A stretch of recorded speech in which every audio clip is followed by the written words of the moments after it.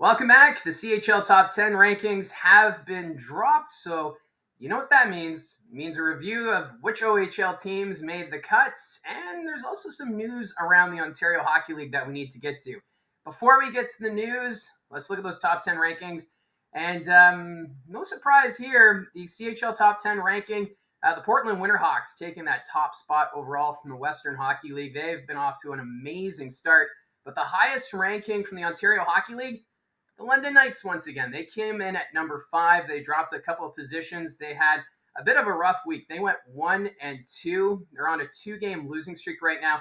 Lost their last 2 games to the Erie Otters and the Saginaw Spirit. And despite that, they're still viewed as the top team in the Ontario Hockey League. To me, it's a bit of a surprise because London, they're not the top team points-wise in the OHL. There's another team that made the CHL Top 10 rankings. But for the Knights, they are 5th in goals for with 40, and they find themselves 3rd in the Western Conference right now, just 1 point back of the Kitchener Rangers, who are in their division. Kasper Halttunen, he's also 4th in goal scoring in the Ontario Hockey League with 9, and he put up 4 goals in his last 3 games, 2 of those against the Brantford Bulldogs, and then the other 2 against the Saginaw Spirit. So the London Knights, although they're struggling right now, and I mentioned this in the Power Rankings video yesterday, if you haven't taken a look at that, be sure to watch the power rankings for the Ontario Hockey League. But this is a London Knights team that has a very strong lineup from forwards to defense to goaltending. So it's only a matter of time, I think, really, before Dale Hunter gets this team to click. And we'll be talking about how dominant the London Knights are once again. That's my view on things. We've seen this in the past with the London Knights organizations where they just get off to a bit of a slower start just to figure things out, and then they click, and then they go on a bit of a run. So London, the highest ranked team from the Ontario Hockey League on the CHL Top 10 ranking. Coming in at number 8 and the second team from the Ontario Hockey League, it's the Mississauga Steelheads. The Steelheads, they're holding on to the top spot right now in the Ontario Hockey League with 18 points, 5 points up on the London Knights, I might add. They've won 8 of their last 10 games, including a 4-1 victory at home against the Kitchener Rangers. That was Saturday afternoon. This Mississauga Steelheads team, they, I think, are ahead of the curve right now. They've got a younger squad, but they're finding ways to get points. And Ryerson Leenders, between the pipes, has been outstanding. He has a save percentage of .932 and a goals against average of 2.33. That's 5th. His save percentage is 3rd overall. So Ryerson Leenders, a big reason why I think Mississauga is doing exceptionally well right now in the Central Division. And you also can't forget a player like Luke Misa. He's got 18 points, which is 3rd best in the OHL. He's also riding a 5-game point streak. So Luke Misa, the older brother of Michael Misa, he's getting things done offensively right now for Mississauga. And the final team to make the CHL Top 10 ranking are the Saginaw Spirit.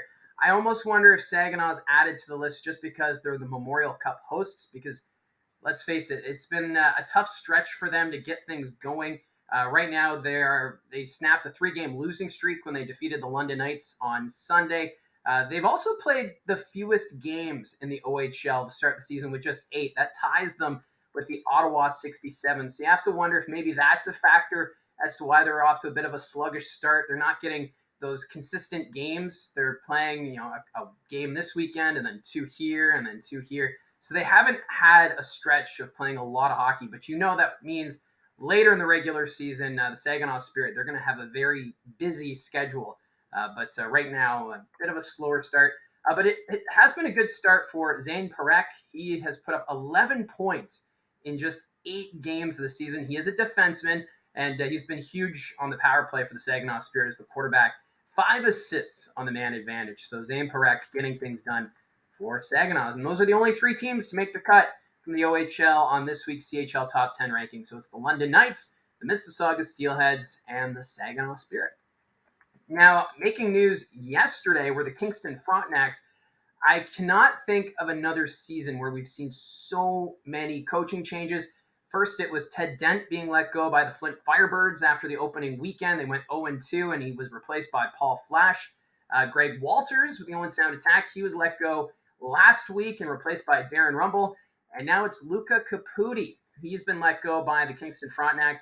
GM Corey Cooper, he made the announcement yesterday. For Caputi, he wasn't the head coach long for the Kingston Frontenacs, but he still put up a a record that's above 500. 72, 67, 5, and 3, and that was just over 2 full seasons. They made the playoffs in his first year as head coach, and that's where they went all the way to the second round of the playoffs and ended up losing in 5 to North Bay Battalion. So there's still no official word at this point who takes over behind the bench. Maybe Cooper steps in as an interim head coach slash GM. We saw Mike McKenzie do that last year with the Kitchener Rangers. So no official word yet, so stay tuned for that. But right now, Kingston, they've been the lineup is leaving you wanting more. They do have some pretty good talent on their team. It's being led right now. Christopher Thibodeau, he's the leading scorer, 5 goals, 4 assists, good for 9 points. But then you also have Soto. He got 2 goals in the game against Owen Sound on Sunday, where they won 4-3. And then you've got Ludwinski. He seems to be maybe missing a step, but I think for Kingston, this is a team that should be playing better, and maybe this coaching change will be a bit of the wake-up call that Cooper is hoping for as Kingston looks to move forward. Also making the news over the weekend were a couple of players, import players, coming back to the Ontario Hockey League, starting with Dalibor Dvorsky. He joined the Sudbury Wolves over the weekend, and he looked good in the lineup, scoring in his debut against the Flint Firebirds, and then also was in the lineup Saturday against the Barrie Colts. And while Dvorsky was on the ice, he made his presence known on that top line with Quentin Musty and David Goyette. However, his night was cut short with the slew foot, and he had the match penalty and was sent out. However, Dvorsky is not being suspended for that slew foot. Typically, when you're given that match penalty for a slew foot, it's an automatic 2-game suspension unless the league steps in and says otherwise. And at this point, Dvorsky has not been suspended for the slew foot. So I'm sure Wolves fans are excited about that. Colt fans, not so much. But that's what's happening. Now, with Dvorsky coming to the Sudbury Wolves, that does make an interesting situation here because now Sudbury has 3 imports. You've got Dvorsky, Jakob Vondras, the goaltender, and Jacob Kormiak, who is right now the healthy scratch these last few games. You have to wonder if he's going to be the odd man out and will have to move. Right now, I'm sure they're working the phones to try to make a move so that Kormiak has a new team to play with. Does he go to a team like the Kingston Frontenacs? They have an open position, the Brantford Bulldogs. Or does a team get creative and bring in Kromiak and they move one of their import players? We'll have to wait and see. But they do have to make a move relatively soon as you can't have 3 import players. That's the rules and that's how it goes. Now, another import player who is in the Ontario Hockey League, the Montreal Canadiens. They have sent down Philip Machar down to the Kitchener Rangers. He just wasn't able to make the big club. He did appear in 2 games with the Laval Rocket of the American Hockey League where he put up 1 assist. So Machar being given a chance to maybe lead the Rangers or wherever he ends up in the Ontario Hockey League, because there is that possibility that maybe the Kitchener Rangers look to move a player like Machar because he has the talent. Last year was a little disappointing. He was kind of hit and miss at times. So with Machar, does that throw off the chemistry that the Kitchener Rangers have right now? Because the Rangers, they're like Mississauga, where they're kind of ahead of the curve. No one was really expecting Kitchener to be this good. But for head coach UC Ahokas, he has really got the team buying into the systems. He has turned that team around. And, for me personally, I think Machar will stick around with the Kitchener Rangers for a bit and then see if he can adapt to the new systems. And I think for the Montreal Canadiens, they probably sent Machar a message being like, this is what we want you to work on. This is what we want to see you improve. And I think he'll probably excel here at the junior level. He wasn't going to get the ice time with the Laval Rocket. And this is a player that I think deserves to have the ice time. It's kind of similar to the situation last year when we waited to see if Shane Wright would be sent back to the OHL and also Brant Clark. And then we saw what Clark was able to do with the Barrie Colts last year, where he was rocketing up the points as the Barrie Colts captain on defense. So Machar is going to be an interesting one. We'll see if he can kind of keep the momentum going with the Kitchener Rangers, who actually played tonight against the Sarnia Sting. So that's